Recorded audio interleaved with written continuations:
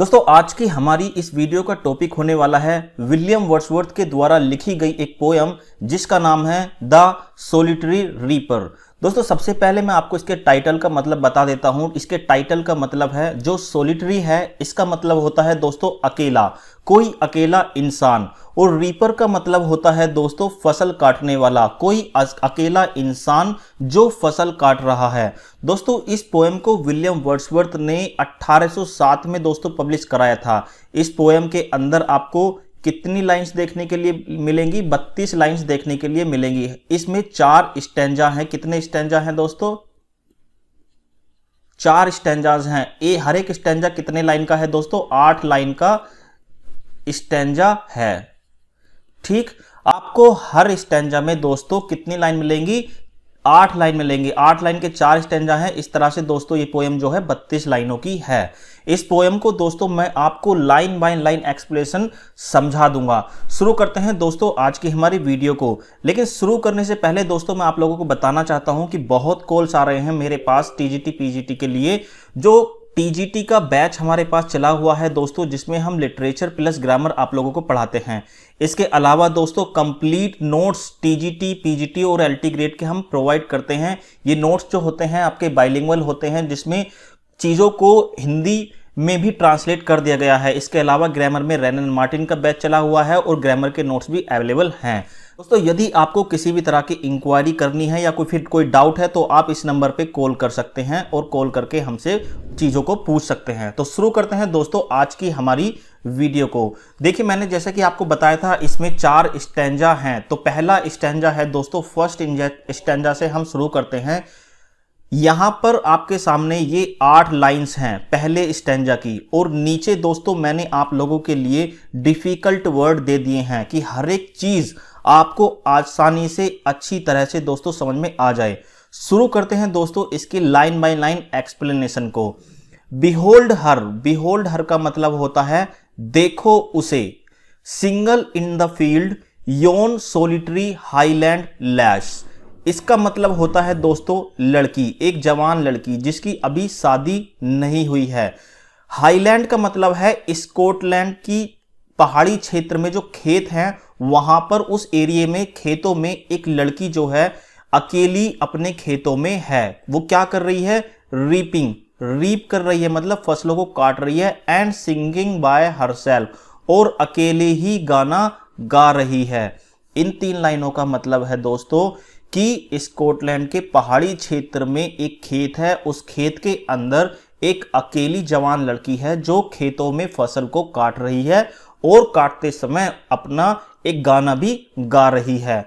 Stop here, जो poet है वो रीडर से कहता है या वहां से चल रहे लोगों से कहता है कि यहां पर रुको और इस लड़की का जो गाना है उसे सुनो। और जेंटली पास, या फिर यदि आपको जाना ही है तो आप बड़े आराम से यहां से निकल जाओ। Alone she cuts and binds the grain, वो क्या कर रही है दोस्तों? गेहूं के खेत में है, फसल को काट रही है वो, क्योंकि फसल पक चुकी है वहां की, फसल को काट रही है और उसे अकेली ही बांध भी रही है। ठीक, वहां पर वो लड़की खेतों में जो है वो फसल को काट रही है और अकेली फसलों को बांध रही है। And sings A मेलनकली strain, sings मतलब क्या होता है दोस्तों? गा रही है। क्या गा रही है? ए मेलनकली स्ट्रेन। मेलनकली का मतलब होता है दुख से भरा हुआ, उदासी से भरा हुआ। स्ट्रेन का मतलब यहां पर दोस्तों है सॉन्ग। यहां पर डिफिकल्ट वर्ड में आपको देखने के लिए मिल जाएगा। ठीक है, तो वो क्या कर रही है? अकेली खेतों में जो फसल है उसे काटते हुए गाना गा रही है, जो गाना दुख से भरा हुआ है। ओ लिसन, सुनो। For the well profound, well होता है दोस्तों वैले, यहां की घाटी। प्रोफाउंड होता है डीप, यहां की जो गहरी गहरी, इस पहाड़ी क्षेत्र की जो गहरी गहरी पहाड़ियां हैं या घाटियां हैं उनमें भी is overflowing with the sound, ये गाना उसका गूंज रहा है। आई होप दोस्तों ये स्टैंजा आपको समझ में आया होगा। ये डिफिकल्ट वर्डों का आप स्क्रीनशॉट ले लें या फिर इन्हें नोट डाउन कर लें। बात करते हैं दोस्तों अब सेकंड स्टैंजा की। No nightingale did ever chant more welcome note to weary bands of travellers in some shady haunt among Arabian sands. इन 4 लाइनों का मतलब है अरब में जो रेगिस्तान है उस रेगिस्तान में जो ट्रैवलर्स होते हैं, यात्री होते हैं। वेरी का मतलब होता है दोस्तों थके हुए, बैंड्स का मतलब होता है दोस्तों ग्रुप। जो थके हुए ग्रुप होते हैं किनके? ट्रैवलर्स के। कहां पर? अरेबियन सैंड्स, मतलब कि अरब के रेगिस्तानों में जो थके हुए समूह होते हैं ट्रैवलर्स के, यात्रियों के, वो आराम करने के लिए रुकते हैं। कहां पर? सैडी, छायादार हाउंड अड्डे पर। रेगिस्तान में दोस्तों आराम करने के लिए अड्डे बना दिए जाते हैं जहां पर जो ट्रैवलर्स होते हैं वो आराम करते हैं। और जो नाइटिंगेल है अपना गाना सुनाकर, चाउंट का मतलब होता है दोस्तों गाना सुनाना, नाइटिंगेल अपना गाना सुनाकर उन्हें क्या करती है? वेलकम करती है। तो इन 4 लाइनों में लिखा है कि ऐसा गाना तो कभी नाइटिंगेल ने भी नहीं गाया जो ट्रैवलर्स को रेगिस्तान में गाना गाकर आराम करने के लिए एक अच्छा सा गाना सुनाती है। A voice so thrilling never was heard, इतनी रोमांचक, इतनी मधुर, इतनी अच्छी आवाज तो पहले कभी भी नहीं सुनी गई। इन स्प्रिंग टाइम, यहां तक कि बसंत ऋतु में भी। From the cuckoo bird, cuckoo भी एक बर्ड है दोस्तों जो गाना गाती है, और नाइटिंगेल भी एक बर्ड है जो गाना गाती है। ये दोनों बर्ड एशियंट ग्रीक टाइम से ही दोस्तों बहुत फेमस हैं गाना गाने के लिए। पोएट जो हैं इन्हें इस्तेमाल करते हैं अपनी पोएम को लिखते समय। तो यहां पर पोएट कह रहा है कि इतना मधुर गाना तो कभी कुकू ने भी नहीं गाया। Breaking the silence of the seas among the farthest Hebrides. दोस्तों ये जो कुकू है अपने गाने से क्या कर देती है? ब्रेक कर देती है साइलेंस को। किसकी? सी की साइलेंस को ब्रेक कर देती है, उनकी चुप्पी को तोड़ देती है। Among the farthest hybrids, hybrids क्या है दोस्तों? ये द्वीपों का एक समूह है। कहां पर? स्कॉटलैंड में। जो समुद्र यहां पर है, द्वीपों पर है, जो बहुत ही दूर है, फारदेस्ट मतलब बहुत ही अधिक दूर हैं, उन समुद्र का भी चुप्पी तोड़ देती है। कौन? कुकू। लेकिन कुकू का गाना भी इसके सामने फीका पड़ गया है, लड़की के गाने के सामने। कुकू का सॉन्ग, नाइटिंगेल का सॉन्ग, दोनों का सॉन्ग जो है फीका पड़ चुका है। स्टैंजा नंबर 3 है, will no one tell me what she sings, क्या मुझे कोई बताएगा कि ये क्या गा रही है? Perhaps the plaintive numbers flow for old unhappy far off things and battles long ago। ऐसा लगता है, perhaps ऐसा लगता है, the plaintive मतलब कि दुख से भरा हुआ गाना। ठीक है, नंबर्स का मतलब यहां पर दोस्तों गाना है। ऐसा लगता है कि दुख से भरा हुआ गाना गा रही है, किसको याद करके? Old unhappy far of things. वो किसको याद करके गाना गा रही है? कोई पुरानी ट्रेजेडीज को याद करके वो गाना गा रही है। एंड बैटल्स लॉन्ग एगो, या फिर कोई युद्ध जो बहुत ही पुराने समय में हुए होंगे उनको याद करके ये गाना गा रही है। और is it some more humble familiar matter of today, या फिर ये यहाँ का कोई लोकल में जो लोग गाना गुनगुनाते हैं कोई काम करते करते, ये ऐसा कोई छोटा सा गीत है जो ये लड़की गा रही है। सम नेचुरल सोरो लॉस और pain that has been and may be again.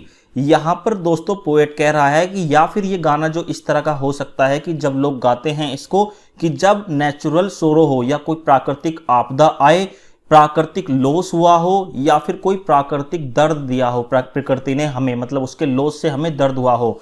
That has been, या तो वो हो चुका है या फिर उसके मे बी अगेन, या फिर होने की आशंका फिर से है, तो उसके दुख में ये गाना गा रही हो। अभी तक क्या है दोस्तों, पोएट जो है वो कंफ्यूज है कि ये लड़की जो गाना गा रही है वो किस लिए गा रही है, इस गाने की थीम क्या है, वो क्या सोच के इस गाने को गा रही है। तो लास्ट के स्टैंजा में वो परेशान हो जाता है और कहता है whatever the theme the maiden sang as if her song could have no ending. वो कहता है कि जो भी थीम हो, जो भी विषय हो, जो भी सब्जेक्ट हो इस लड़की के गाने का, मेडिन होता है दोस्तों यंग लड़की, उस लड़की जवान लड़की गाने का जो भी थीम हो वो हो, उससे मुझे कोई मतलब नहीं है।